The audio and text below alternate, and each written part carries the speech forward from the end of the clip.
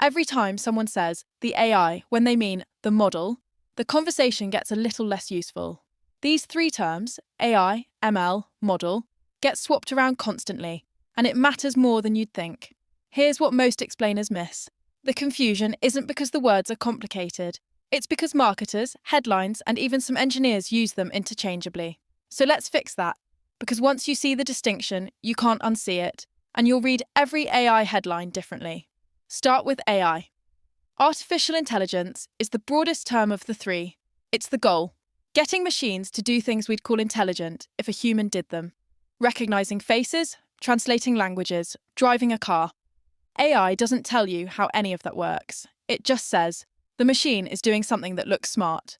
Now, machine learning. ML is one approach to achieving that goal. Instead of writing explicit rules, if the pixel is this color, it's a cat. You feed a system thousands of examples and let it find the patterns itself. ML is a method. It's not the only way to build AI. You could use hand-coded rules, decision trees, all sorts. But it's the approach behind most of what's working right now. Then there's the model. A model is what you get after machine learning has done its job. You took data, you ran it through a training process, and out the other side came a file, a set of learned parameters that can actually make predictions or generate text. The model is the artifact. It's the thing you deploy, the thing you update, the thing that has a version number. Here's a concrete way to lock this in. Think of transport.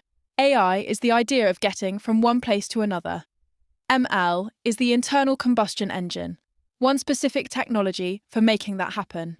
And a model is the actual car sitting in your driveway.